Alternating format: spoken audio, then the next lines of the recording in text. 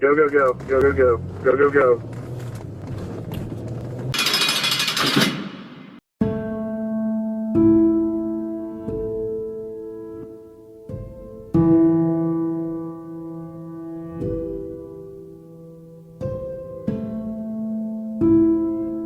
Folks, welcome back to another episode of The Fallen Badge. Today we're going to look at the murder of Sergeant Joe Gamble, Oklahoma Department of Corrections.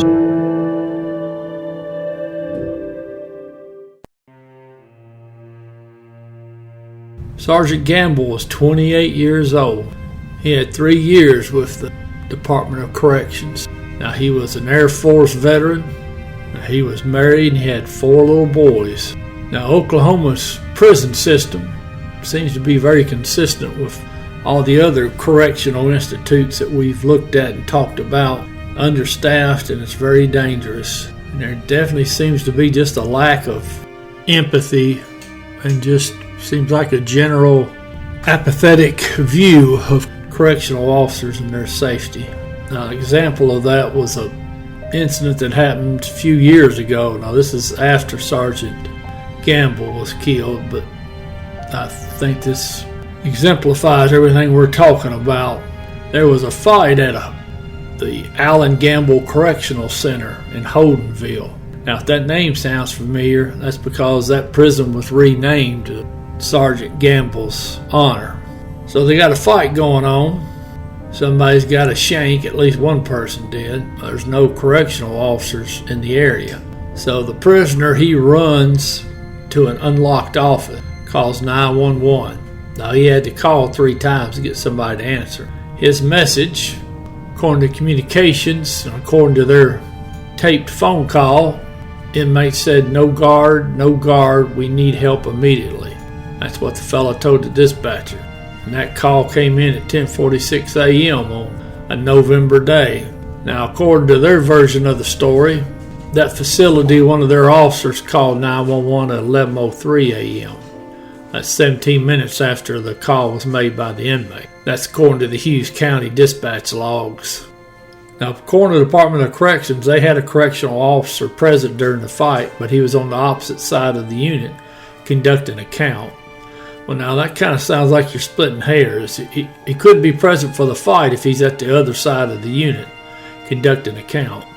And if he's 17 minutes later making that call than the inmate is, I would say he wasn't around. I just wish these correctional departments would just fix the problem and stop ignoring them. All right, we're going to go back in time. It's June 5th, 2000. It's about 8:30 a.m. So it's Monday morning and they're doing some kind of a head count. Now, one of the inmates, who's going to be our suspect, he's in for drug possession and tax fraud. He's doing 10 years. And oh, by the way, he also got some time for throwing bodily fluids at an officer at Oklahoma County Jail. Now, this particular institute that Sergeant Gamble works at, that's the Oklahoma State Reformatory. It's considered a low maximum security prison, and that's in Granite, Oklahoma. This particular institute, it houses just under 900 inmates. Now, they've only got about 131 correctional officers. So this count's going on. Now, one of the correctional officers, evidently part of this process is he's getting the inmates into their cells so he can do this count. Well, our suspect, he attacked this officer, stabbed him with a shank. Now, Sergeant Gamble saw it.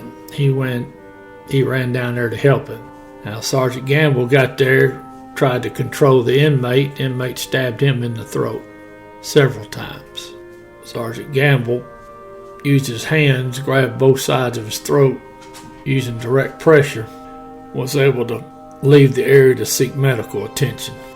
Now, both Sergeant Gamble and the officer that was initially attacked, they were both transported to the hospital.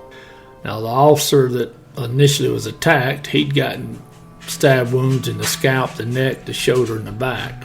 Sergeant Gamble, even though he was only stabbed twice, both of them were in the throat area. So, according to his widow, They were major arteries, and he just didn't stand a chance.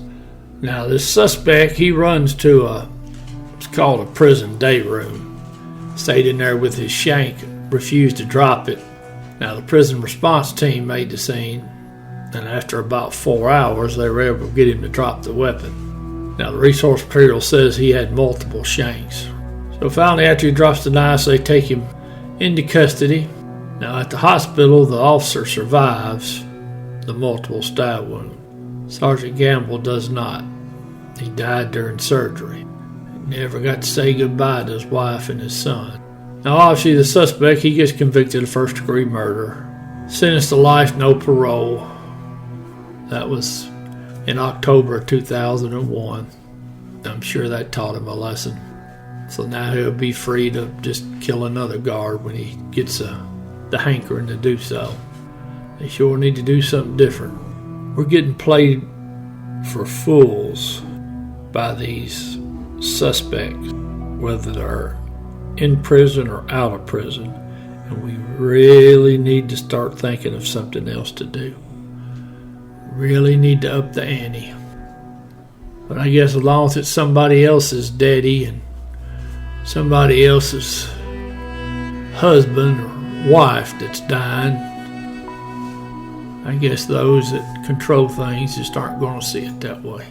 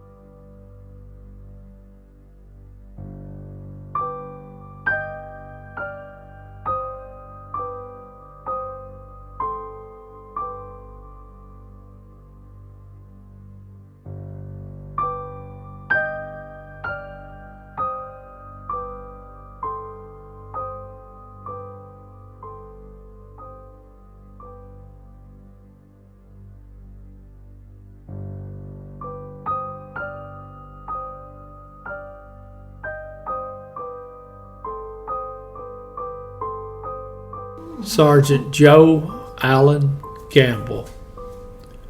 End of watch, June 6, 2000.